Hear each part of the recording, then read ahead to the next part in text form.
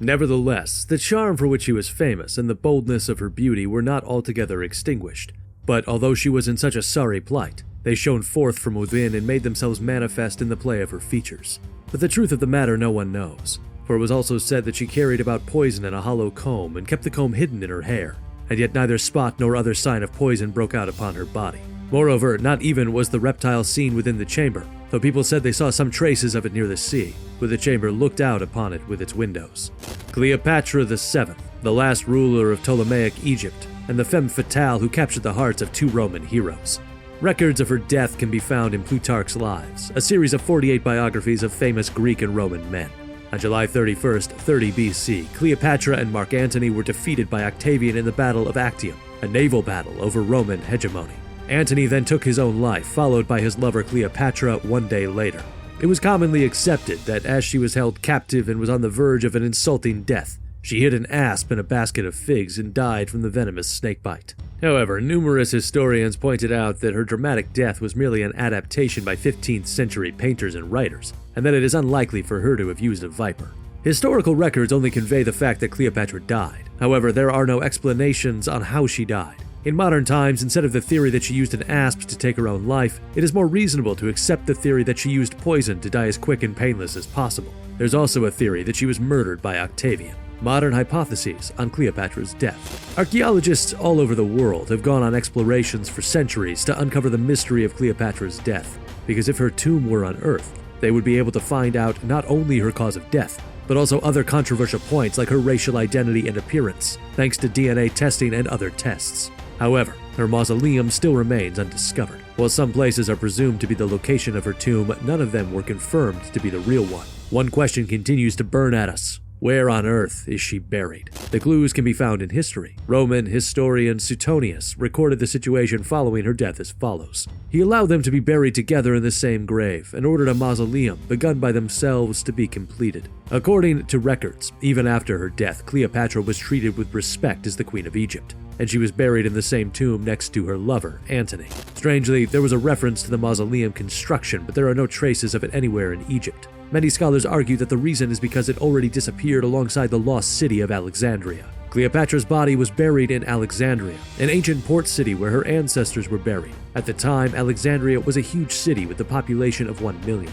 It was an area that blossomed into a brilliant and beautiful civilization, thus earning itself the name Pearl of the Mediterranean. But unfortunately, there are little to no traces of it. Earthquakes and tsunamis frequently occurred at the point where 2 of the Earth's tectonic plates meet, resulting in the worst geological formation and slowly sinking the land.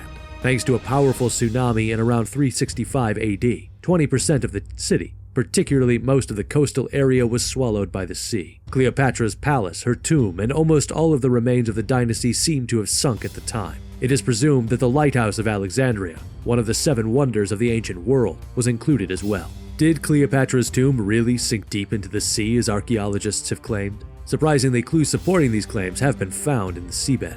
November 1996. An exploration team led by renowned French archaeologist Frank Goddio headed to Alexandria for excavation work. However, the sea near Alexandria is a military area, which meant that nothing could be done there. After persistently persuading the Egyptian government to grant his team the permission for excavation work in some areas, Goddio carried out a total of 3,500 deep-sea explorations. They managed to unearth a number of relics, including a statue from the Ptolemaic dynasty. Most surprisingly, the remains of a structure believed to be part of Cleopatra's palace came into view during their work. Subsequently, scholars all over the world followed Godio's team's path and carried out Alexandria's seabed explorations as well. Much later, in December 2009, British daily newspaper The Guardian reported that a team of Greek marine archaeologists discovered a granite pylon that they believe was once part of the entrance of Cleopatra's tomb. What was buried underwater was a granite pylon with a weight of 15 tons and height of 7 meters. Cleopatra VII could not be found on the ground, as she was asleep in the sunken palace. Since the pylon was separated from the structure and only the shape of the door remained, it is uncertain whether it actually was a part of Cleopatra's tomb or not. Leading his own excavation team, Zales claimed that the existence of the pylon is proven in Plutarch's records. According to records, Antony tried to commit suicide upon hearing false information about Cleopatra's death. However, he did not die immediately and was taken to Cleopatra with a fatal wound.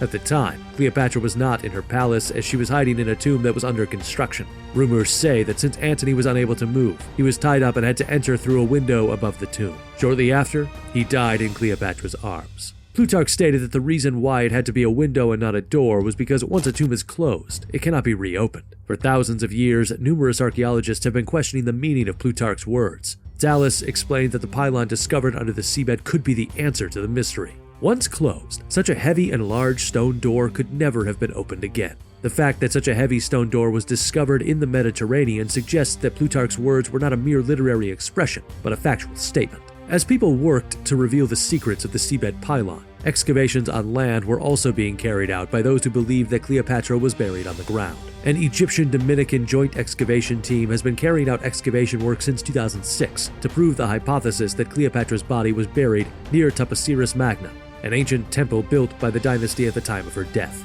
Since 2010, relics related to Cleopatra were unearthed one after another, raising expectations. The relics include 22 coins bearing her portrait, 16 mummies with golden tongues, a 1.8-meter headless pharaoh statue, a marble mask of a beautiful woman, and animal horn ornaments. Later, in July 2020, exciting news for the global archaeology community released. We have discovered 2 mummies lying side by side in a burial chamber in Taposiris Magna. The time of burial dates back to around 2,000 years ago, and X-ray results show that the mummies are of a man and a woman. The male mummy was decorated with gold ornaments, and the female mummy was wearing an elaborately crafted mask. Although they are badly preserved, it can be seen that they were completely plated with gold, indicating that they were of the highest class. The moment we discovered them, we had a hunch. We were getting closer to unearthing Cleopatra's tomb. Mummies of a man and woman of the highest class buried together 2,000 years ago. The announcement raised people's expectations of the mummies being Cleopatra and Antony. If it were true, it would be the best discovery so far, even beyond the discovery of Tutankhamun's tomb in 1922.